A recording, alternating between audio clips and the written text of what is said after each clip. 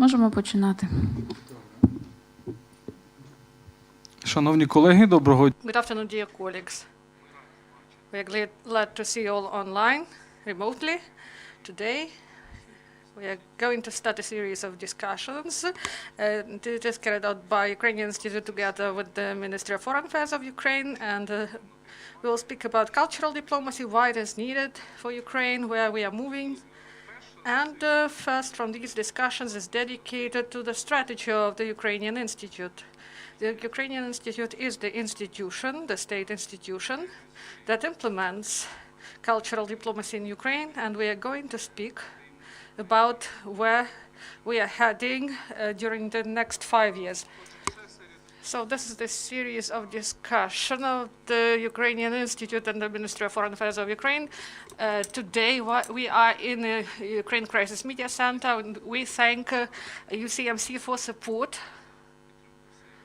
support of these discussions.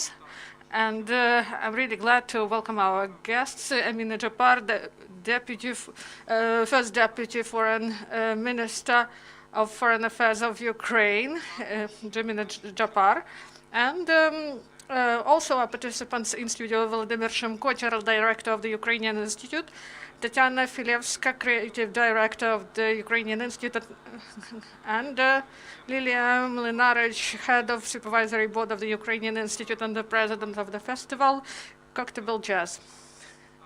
Greetings to you. So we have a lot of interesting speakers.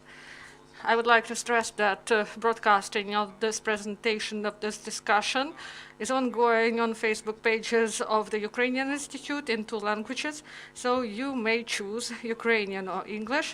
Also, broadcasting is going through YouTube channel of UCMC, that's why you may ask questions there, and participants will be glad to answer these questions. I'm Vladimir Yermolenko, Director, European Project Internews, and I'm a journalist and a philosopher, and I have an honor to moderate this discussion. And I have an honor to give the floor to Emine Japar, First Deputy Minister of Foreign Affairs of Ukraine. Thank you, Vladimir, for moderation of this process. On behalf of the Ministry of Foreign Affairs, I would like to greet our speakers, Vladimir, Tatiana, Lilia Mlinarich. The efforts of her is difficult even to overassess concerning the supervisory board activity.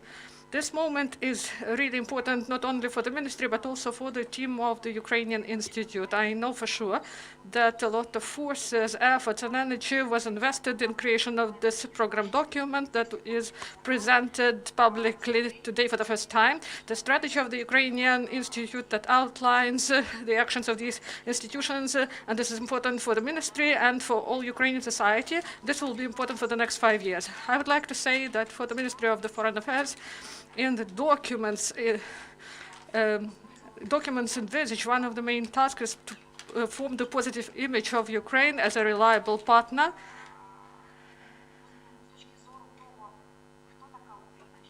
What is Ukraine? What is society? What challenges we face, the society and the state? This is all in this framework, and I hope that due to the efforts and with the participation of the Ukrainian Institute, it will be well articulated and well, because it happened so that starting 2014, this request for Ukraine as a brand is really high.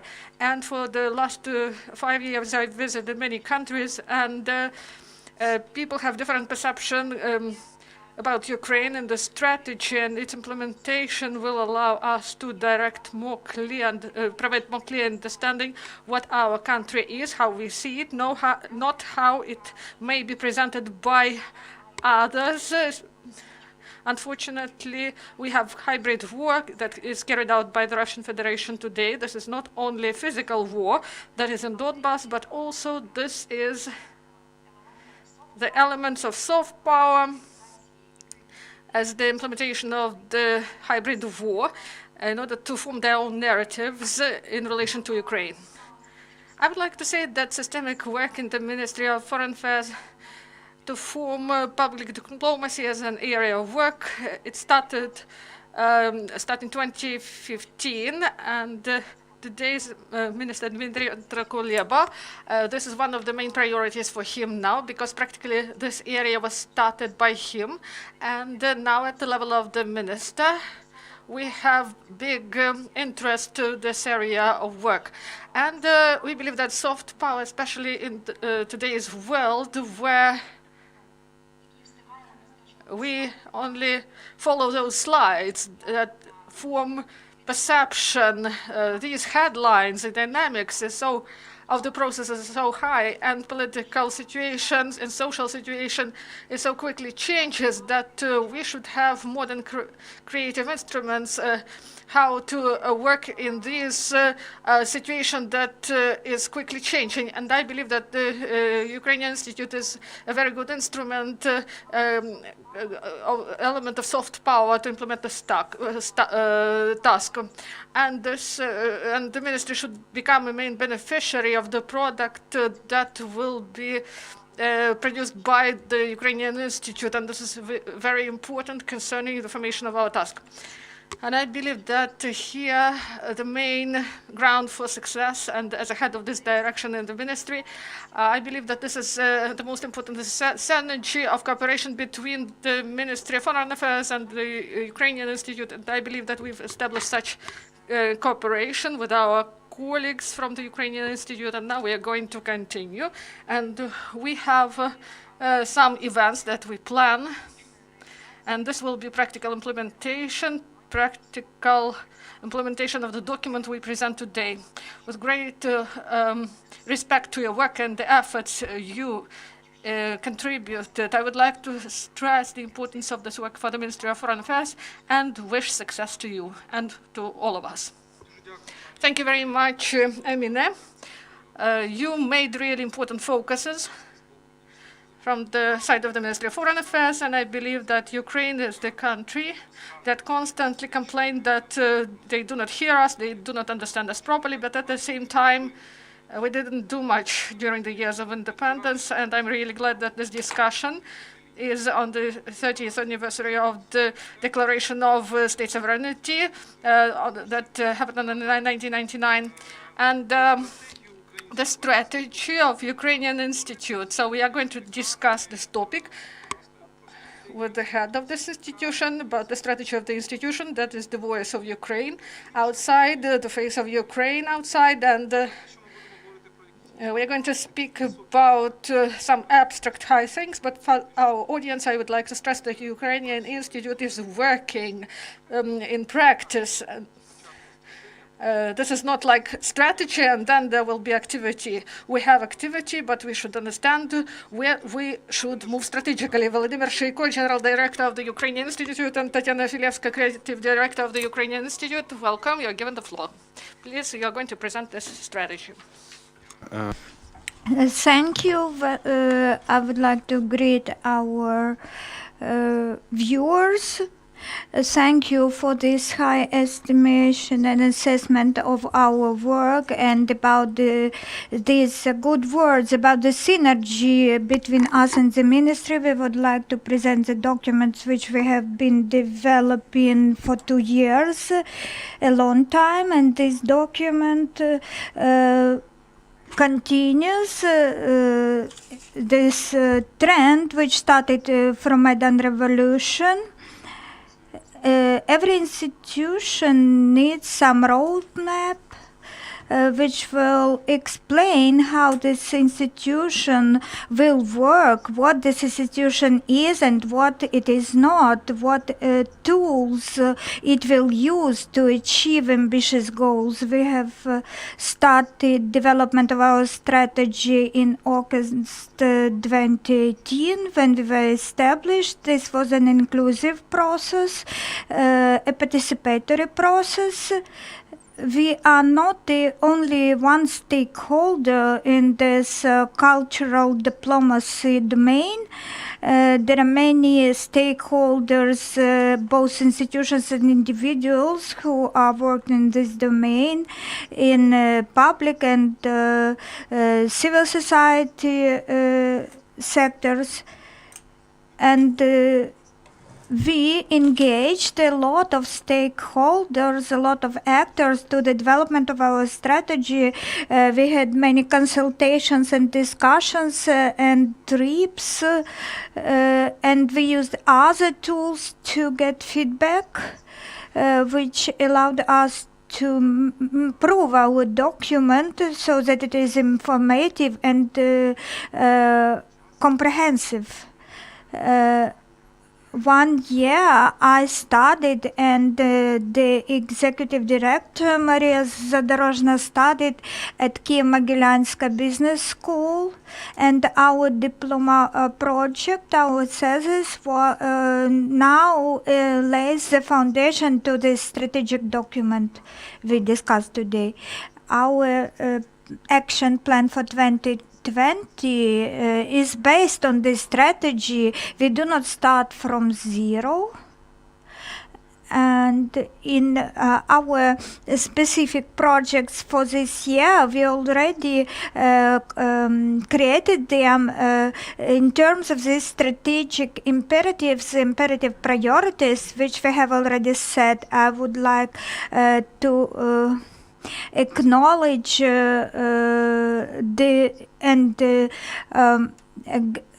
say how grateful we are to our stakeholders who helped us there. Kiev-Mogila Business School, the Embassy of the United States of America, Ministry of Foreign Affairs of Ukraine, and the Supervisory Board, and the Renaissance Foundation, UCMC.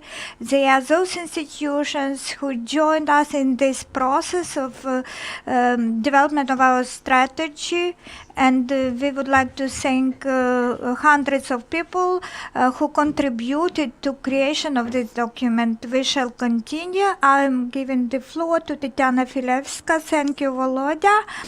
Thank you to everyone for this chance to present the fruit, the outcomes of our long efforts. We also did much of research.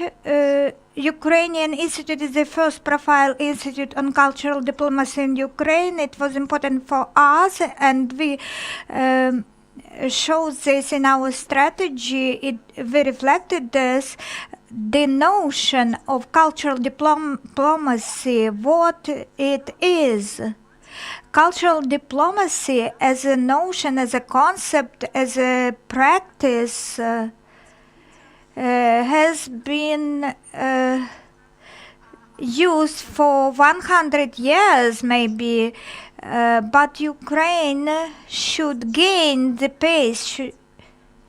And while defining this notion of cultural diplomacy, we were to decide which of the models of cultural diplomacy, there are several of them in international practices, which one we will choose, which one we will apply in our Ukrainian Institute activities so that we work most efficiently in Ukrainian context.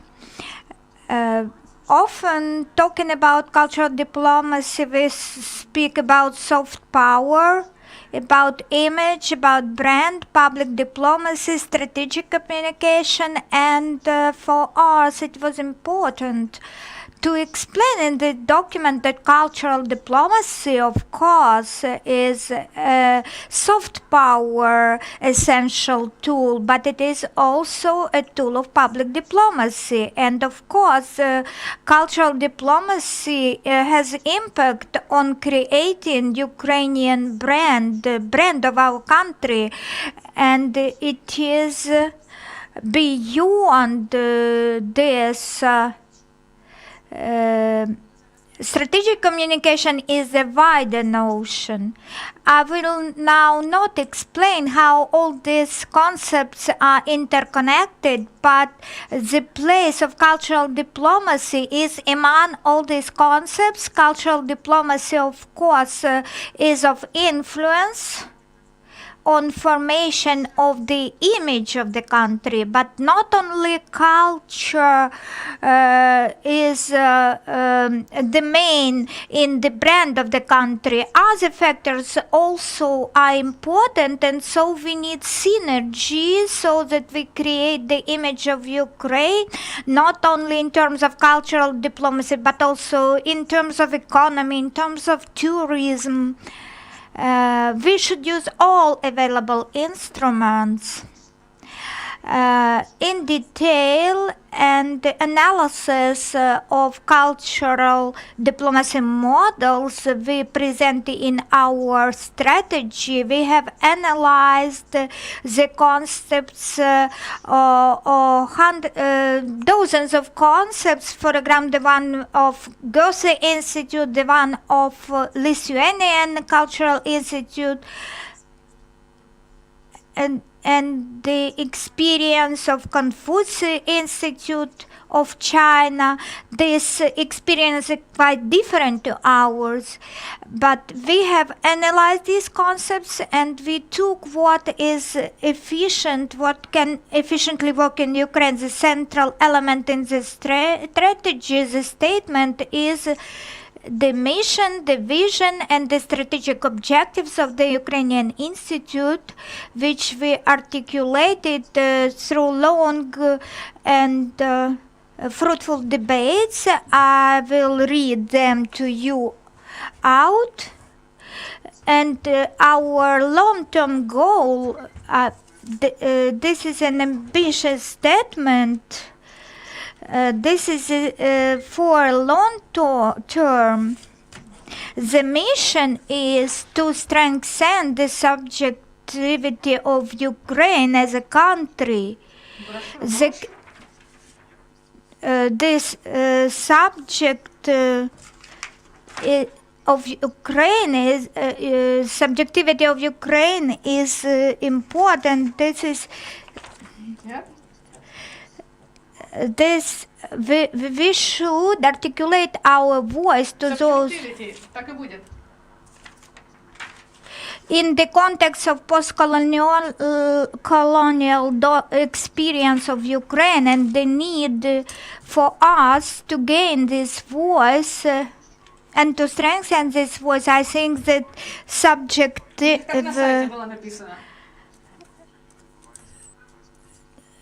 Now Ukraine is talked about. Without the participation of Ukraine, we are not a failed state, and we should promote this idea.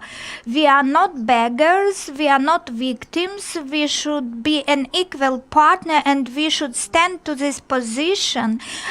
We have many interesting things to make the world interested in.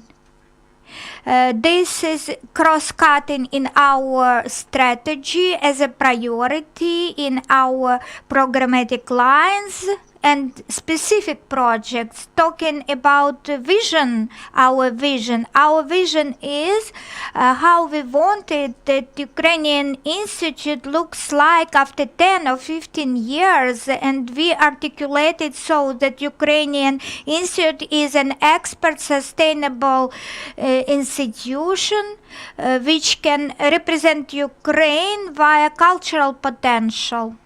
We are not the only one stakeholder in this domain, but we want to give this efforts in cultural diplomacy field to be more focused and more goal-oriented. You see now the goals on the screen. As Volodya has already said, something on the abstract level, but any institution has its objectives. I would like to comment on them briefly. There are 5 dimensions. The first is our wish to provide information to international audience about Ukraine, about what is Ukraine today, so that we can influence on this international audience. We would like to work with professional audiences, with institutions, experts,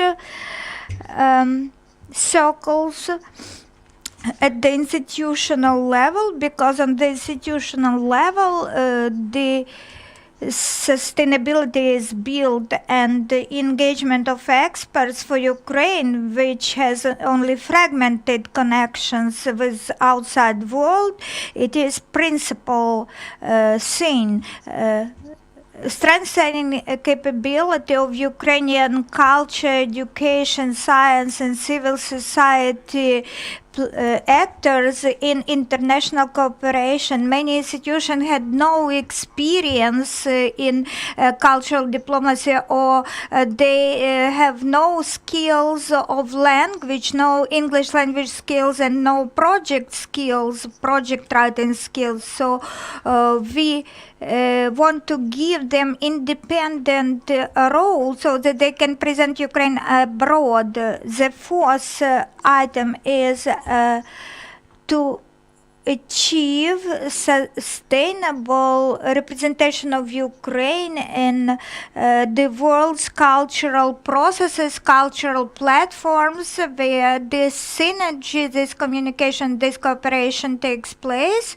And when there is no Ukraine there, this sometimes says more than when we are present. Now we have in active dialogue with the Ministry of Foreign Affairs of Ukraine, so that presentation of Ukraine is ensured at all international events in cultural domain. One of our goals is also to expand the space of Ukrainian language, where Ukrainian language is used in the world. This is one of our strategic lines also. I would like to say that we have high priorities which then are divided into sub-objectives, which Nina will tell us about. Our goals is what we want to achieve. Our program objectives, they are, let's say, our sub-goals. The first dimension, the first line is the arts program, creative programs. In this line we implement various movies and artistic projects. Cross-sectoral programs cover arts and related activities, such as scientific events or multi-level programs which contain several components. The third line is academic programs. We support the Ukrainian studies in the world. We support the departments in universities which have Ukrainian studies. Civil society is the next line here. We talk about Ukrainian experience in building civil society, new political nation. In this line, it is important for us to cover the topic of Crimea. We are working much, putting much efforts, and are going to organize some events on this topic soon. Ukrainian language is spread in the world, is our separate line in activities. We are talking here about specific tools. The most expected are possibilities to get certificates in Ukrainian language skills abroad. This line is now much worked on by us, but we should not only issue books. In the Ministry of Education, there is a commission on standards of Ukrainian language, and we are now going to sign a memorandum of cooperation with the ministry on Ukrainian language courses. As a flagship institution in cultural diplomacy, we are the first who state this function. For us, it is important to develop cultural diplomacy as a subject and as a profession, and we want to legislate the cultural diplomacy as a line where Ukraine can become a flagship internationally, at least in the region. The next line is research and analysis. We have some research which help us to be more efficient in our activities and project writing. The other research are research into perception of Ukraine all over the world. And now we launch and we carry out already such research. Thank you, Tatiana. The next slide should tell us for whom we work, who is our target audience. We can see not very good as small letters on our screen. There are many stakeholders in Ukraine and abroad. The system is wide, our target audience is wide. We are focused on a wide audience abroad to shape opinions about Ukraine among them, but we work thanks to the taxpayers. That is why we should present information about education, about science. We should help diplomats. But we work also for the sake of Ukrainian institutions who are our stakeholders by default, with whom we can create together some cultural products, or with whom we can work, who are subjects who contribute to our research. Several theses, partnerships are strategic basis of our program, of our communication and research works. This is a factor underlying all our activities. Every event which we hold in Ukraine and abroad, we create these events, we carry out them together with other institutions from Ukraine and from other countries. So the contribution of our partners creates synergy and help both us and our partners to achieve our goals. The geography of our activities, we are often asked about this, why we work in one country and we do not work in some other country, what are our future plans. So this geography is approved by the Ministry of Foreign Affairs. Of course, our geography of activities should be consistent with our Ministry of Foreign Affairs priorities. We should work with educational institutions, with scientific institutions. We worked in Euro-Atlantic vector before, after our establishment, but in compliance with the regional priorities of the Ministry of Foreign Affairs. and because of understandability that we should extend our activities, you can see that our geography is now wider, but there will be priority countries, and also there will be class of important countries where our activities are important and where it should be maintained. The new regions for our work will be Asia and East. On this slide, you can see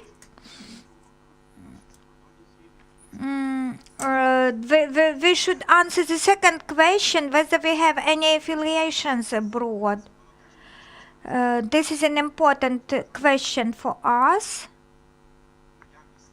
Availability or lack of affiliates do not interfere with conducting our work abroad, but representative offices are really needed so that our activities are influential. During this 1.5 years, we have analyzed a lot of examples of other institutions and the legislative framework of Ukraine, and we decided on 4 potential formats for our representative office existence: from a full-fledged unit with its own independent budget, which is consistent with the jurisdiction where this office is located. The second model is franchising, or there could be hired institutions.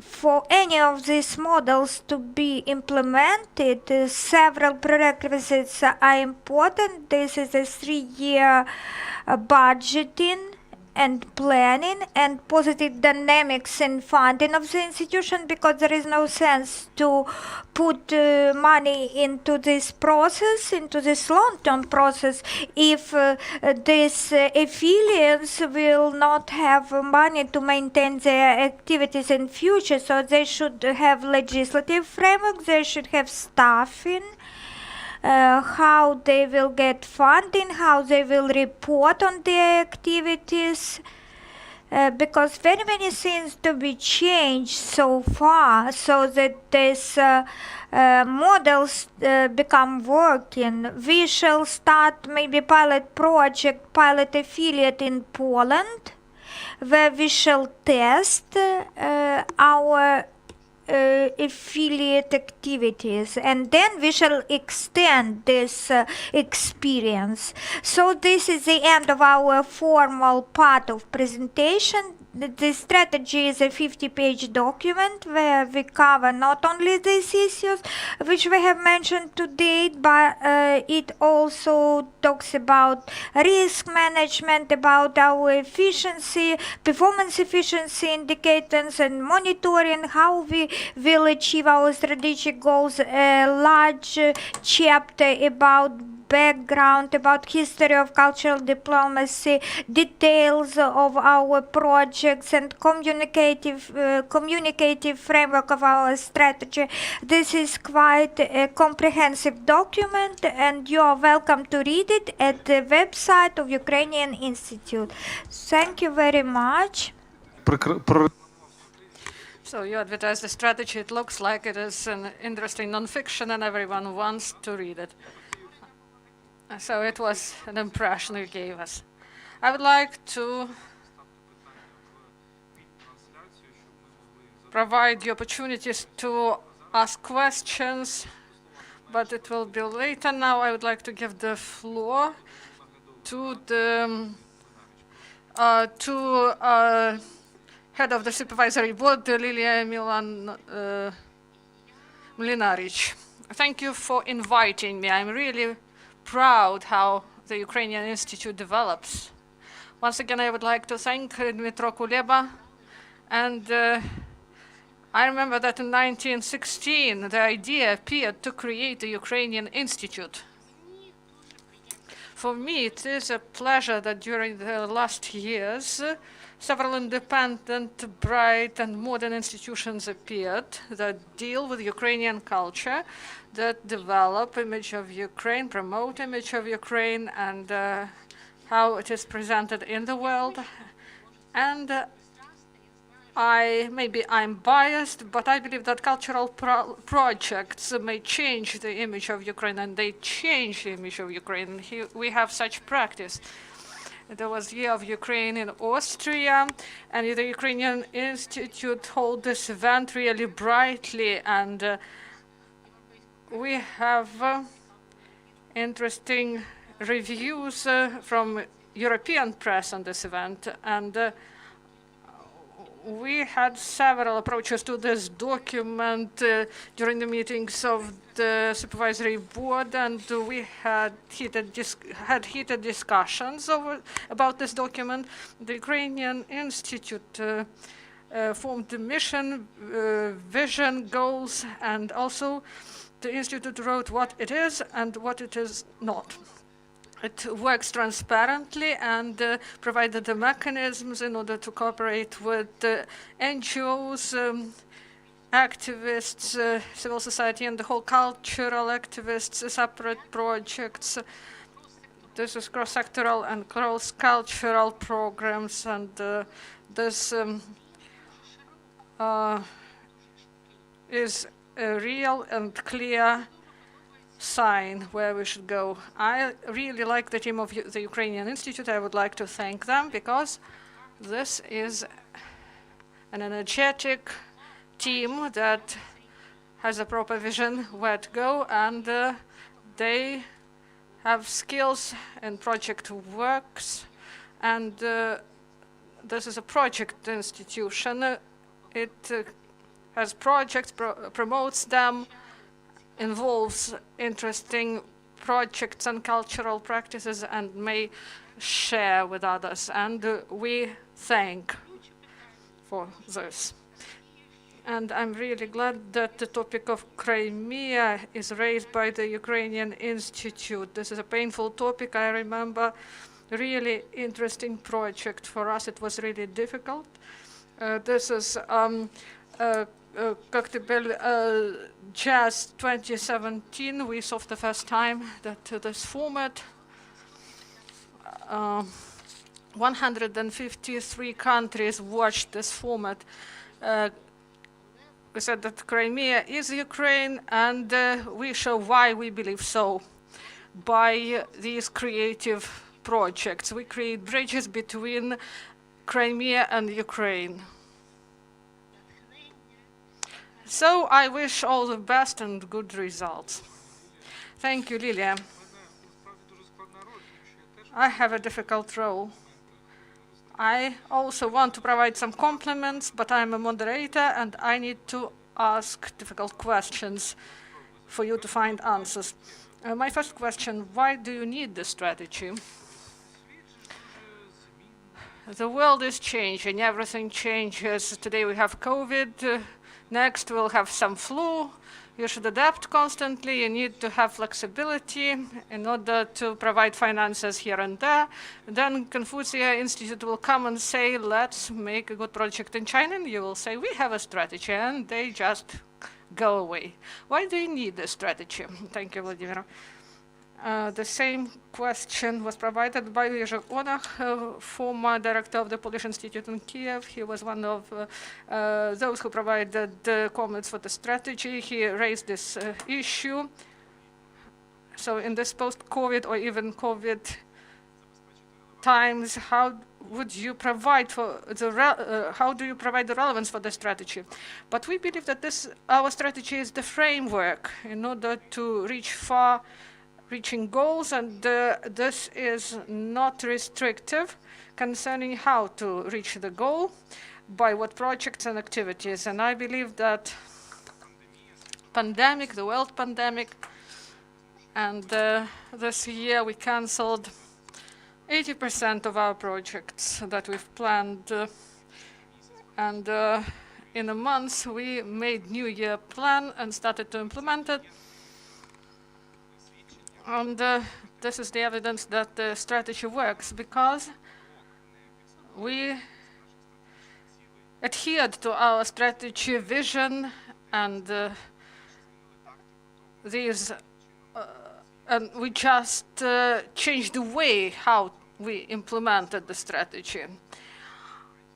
So this is the force of these strategic documents that appear in these Ukrainian institutions, and they help to overcome political and economic difficulties, healthcare problems that we have in the world, and they help us to preserve the direction.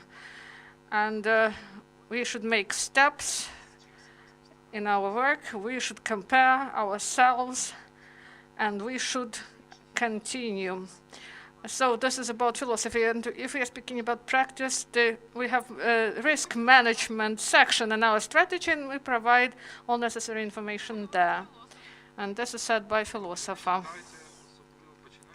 So start reading from risk management section. We have questions from the audience. I would like to ask about geography. If I remember how it was submitted, the Ministry of Foreign Affairs and Dmytro Klimkin, the previous minister, they promoted this institution, and there was a vision that there will be affiliates. They planned Warsaw, Paris, Berlin, Rome, and you do not know whether we'll have them. What is your strategy concerning geographic area? So, for example, the events concerning the year of Ukraine in some countries, and what are the priority countries? Thank you for this question. The affiliates, this is not goal in itself. We may work with them or without them. Maybe there may be some permanent representative offices. Would be easier to work with them and more systemic. If we are speaking about geography, and for 2021, these new countries for us, starting next year, Japan, Turkey, and Qatar. So we coordinated with the Ministry of Foreign Affairs, and practical work is being done. We speak with institutions and embassies here in Ukraine, with people who have experience of implementation of projects or working in these countries, Ukrainian diaspora. We are trying to understand what is the field opportunities the Ukrainian Institute may join and use for its benefit. Affiliates are not needed now. This is preparatory work. It should be done beforehand, and I believe that in the future we will have visits in order to establish contacts and to communicate with the broad circle of people who will help us to carry out this activity adequately. In prospect, I understand that now there is a situation of uncertainty concerning budgets, international mobility, and our political priorities. But I wouldn't say that this is a direct risk to our work concerning geographic scope. I believe that we've done our homework concerning in what form these affiliates may exist, and our task, the task of the ministry, is to create conditions in order to establish such affiliates and to provide the resources for them. Then we'll be ready to the step. Thank you very much. I believe that the issue of the countries is very important. There are many countries, and you do not have a lot of people. About countries, the question. What are the plans about France? And second question about Japan, from the second secretary, Ms. Udovik. Do you plan to hold events concerning Ukraine in Tokyo in 2021 during the Olympic Games, and about coordination with the embassy? And do you plan to open office of the Ukrainian Institute in Japan.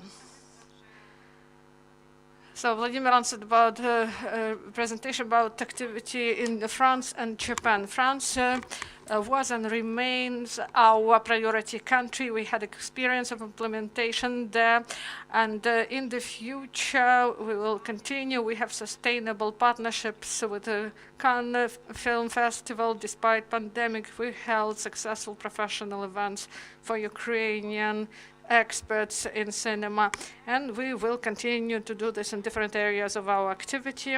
About Japan, we plan next year, we are going to start activities. We collected ideas, thoughts and proposals, and until the Olympic Games, we would like to have a number of projects. Recently, we had a meeting with our future ambassador, Sergei Skivorsky, who now heads the Diplomatic Academy, and he supports our ideas.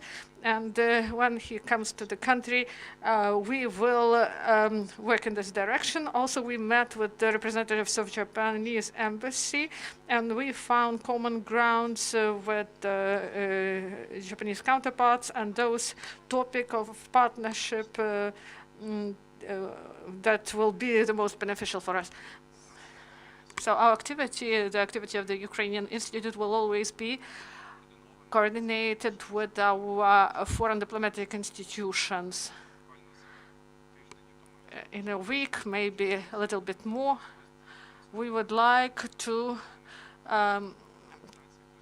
send some package of information to all the embassies and consulates and the representative offices. This will be strategy, our report 2019 and our plan for 2020. And those countries where we plan our activity, we will communicate with our colleagues from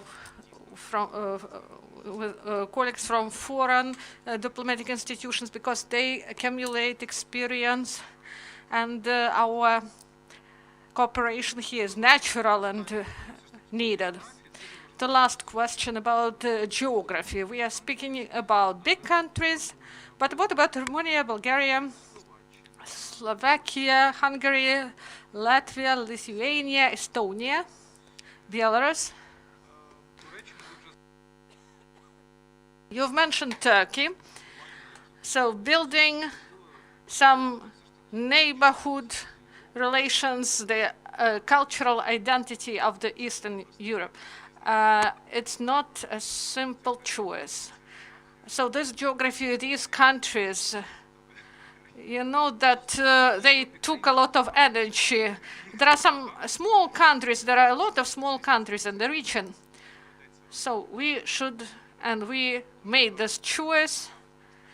We spoke a lot with the Ministry of Foreign Affairs. We understood that this should be our joint decision, and we should understand our capability and our bilateral relationship. Maybe we should start from scratch, or we may start with some higher grounds. And we may have some active Ukrainian communities in some countries, and they are stakeholders of the Ukrainian Institute. So we have the geography that we voiced, and this list may expand, it may increase. We are ready to work with other countries and to have projects in other countries. So we are not limited to these countries, and any strategy is a live document, and it has a right to develop in time and to take into account the experience of practical implementation that I hope we will get in the future. But this choice was not easy, and I believe that not all will be satisfied with it. I would like to add that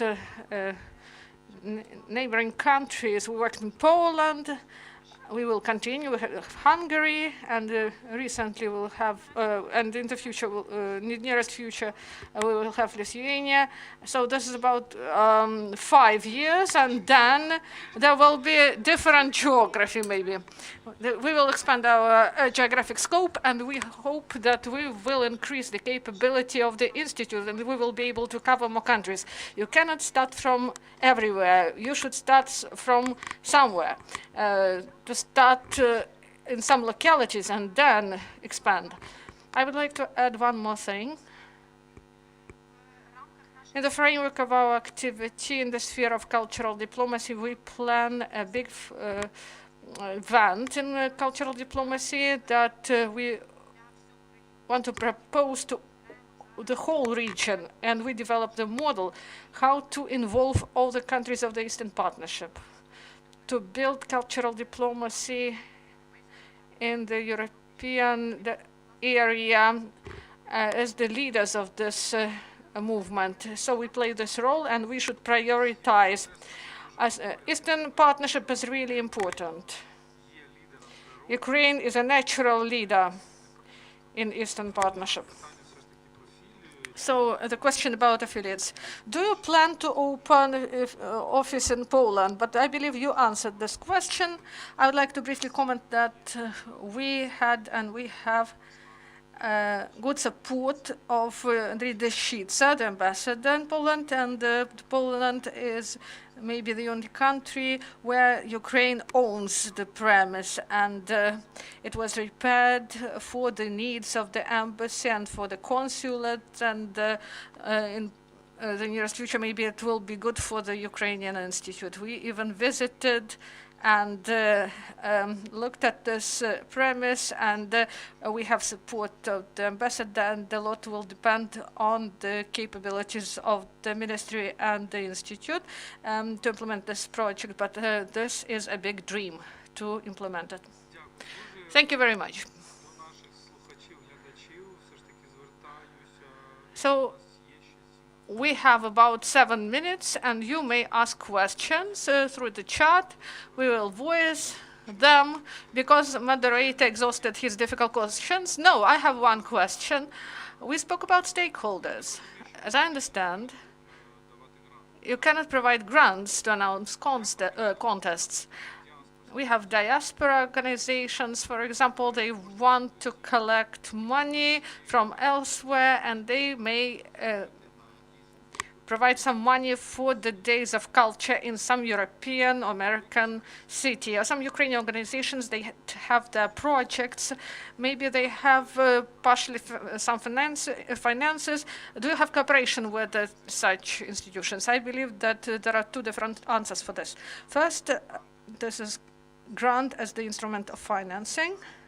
Now the Ukrainian Institute cannot, in accordance with current legislation, to directly provide grants to other organizations. This can be done only by several institutions in Ukraine, and I believe that this will change because the law was adopted 3377 and 33.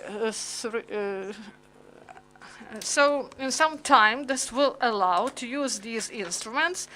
And about the contests, we hold these contests, and we work with a lot of projects. We select participants in a transparent and honest way with the participation of jury among the Ukrainian Institute experts and also outside experts. And in this way, our activity becomes more transparent. And we do this. About the second part of your question about Ukrainians who live abroad and foreign Ukrainian institutions who have many initiatives, we cooperate with them in 2019.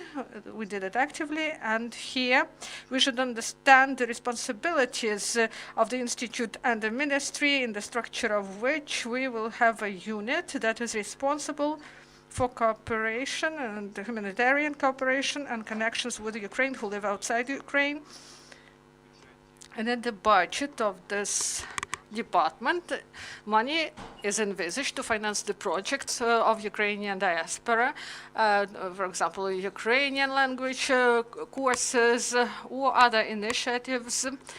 And this is done on the cost-test grounds. And also, we should understand the competences and the limits in order not to go to the territory of other institutions.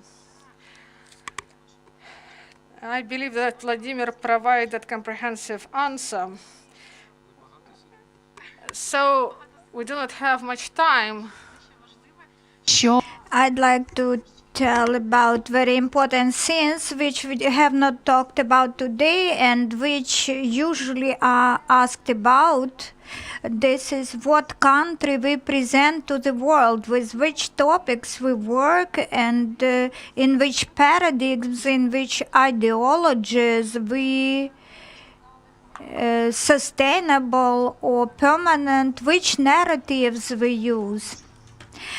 For ourselves, we provided quite well-grounded approaches, and how are the similar institutions define or not define their topics, their scopes.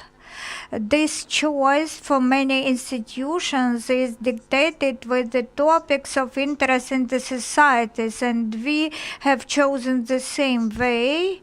We had several moderated sessions where we tried to fix, to get this nerve of society, these opinions among grassroots public, how they see the past, the present, and the future, and we have fixed this in as some range of questions. The past is our experience.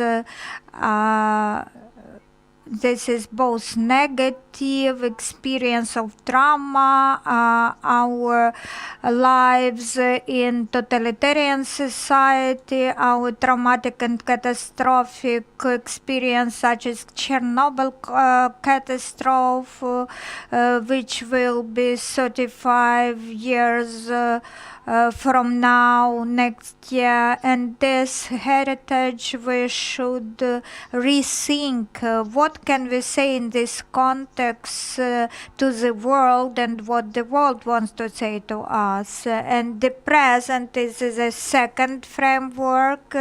We focus on our experience in building civil society, in building democracy, which will start with formulation of new political nation, and those practices which Ukrainian society can share with the world, which we already gained. The third framework is future. This is visionary framework. Ukraine, we see Ukraine as a member of global community, and we want to be a part of global agenda, and we want to help addressing world's challenges such as environmental problems, which we already face now, but they are challenges which we will face more in future. I like this personally because you work with the past, but you do not make it archaic. You use it to work with the future. So working with Ukrainian identity, you try to have dialogue with the outside world. We have other questions, and so we can continue our dialogue. Let's answer these questions about geography. Talking about United Arab Emirates and Qatar, what projects do you see as most promising? Olga Sagaidas, the third secretary of the embassy in Kuwait. I would say in brief, because we are short of time. In a week, there will be the next discussion on this in this series, where we will talk together with the Ministry of Foreign Affairs and Academy of Diplomacy and experts on foreign affairs about the cultural diplomacy in the context of regional priorities of the Ministry of Foreign Affairs, where we shall articulate answers to these questions, because I don't want to give so narrow definition to this topic, which is very important. I want to engage professionals so that at the next session, at the next our presentation next week, we cover this topic better. We have several ideas. We have already negotiated with the embassy in Qatar what projects we will launch there, but we will tell about this one week next week.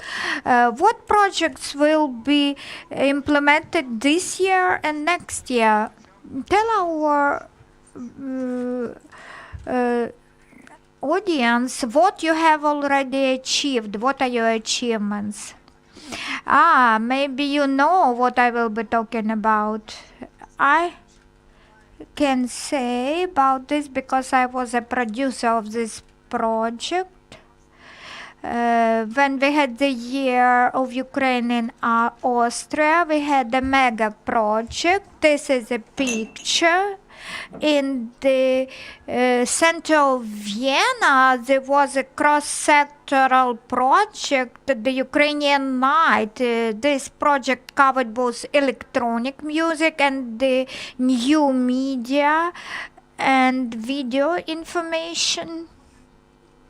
In the museum quarter in the center of Vienna, the whole day was dedicated to Ukraine. And in the scope of this project, we have created a new piece of arts. It was mapping, which was projected on the Leopold Museum in the museum quarter of Vienna. It was a kind of mosaic of 1960s. We plan to develop this mosaic topic, this heritage of Soviet times. We plan to remake this project in France next year, and this year we will do a small contribution to this project.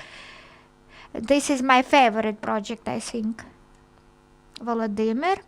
I have many favorite projects. I cannot talk about only one. I would like to mention the program of support to Ukrainian studios of Rudnitsky, who is Ukrainian origin, Canadian and American citizen. We are very glad to have the honor to give his name to the studios.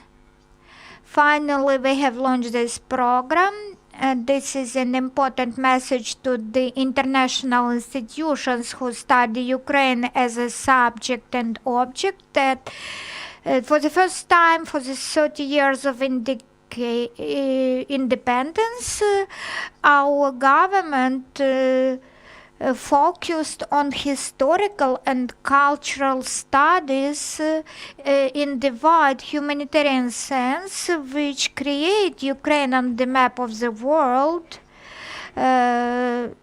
which can present Ukraine in the university books as a country and at the museums, exhibitions and displays. This program is a niche program. It looks like a niche program, but it is expected to have a strong impact on Ukraine's image abroad. I'd like to thank because the team of Ukrainian Institute they have mastered this today's situation with COVID very efficiently. The Ukrainian music platform is being implemented. This platform will present Ukrainian music in a very modern manner, and I like that the team and the institute manager found the opportunity to present Ukrainian musicians in online showcases, which is also a chance for the world to listen to Ukrainian music. I know about these steps. Yes, we can talk about the achievements long time because the colleagues now have mentioned only 5% of their projects. They have really fantastic projects in music field, in visual arts field, which the institute have supported. Whether Ukrainian cultural organizations can apply to the Ukrainian Institute to become partners. We structure our activities so that all our events are within some of programs. This ensures that our action plan is not fragmented because our events should be not the projects selected by chance. We made our program very structurized so that we communicate the message to our partners domestically and abroad in which along which lines we will work. This does not mean that we will not consider other proposals, but sometimes when we are addressed with one idea, this idea can be modified into something interesting both for the institute and for the applicant. So I offer our viewer who has asked us this question to address us personally, to send us a request. Now, Oras Tarak from Turkey, from the embassy in Turkey, would like to thank us for this presentation, and they want to help and to contribute to the activities of the institution. Several days ago, when we were in the Ministry of Foreign Affairs, we met the ambassador of Ukraine in Turkey, who has already invited us to Ankara and who invited us to work with the institutions in Turkey. So we are very glad and honored to accept this proposal if the ministry will let us go to Turkey during the pandemic time. How the pandemic will change your priorities? As we have already said, this strategy helps us to keep within our framework, and in spite of the pandemic which happened when we were developing our strategy, the strategy still has not changed much because our geography has not been modified due to the pandemic. Maybe long-term goals, risks which can be really complex, complicated, and they cannot anyway change our strategic priorities. Our target audience abroad has not changed. So online events, when they were planned as offline events in France, but they are now carried out online. Anyway, they are focused on the audience in France. I would like to thank you, our speakers, and we are giving the floor to Ms. Mina to give the final thesis. There are many achievements which institutions have. It was very interesting for me to hear what questions were asked from the embassies of Ukraine abroad.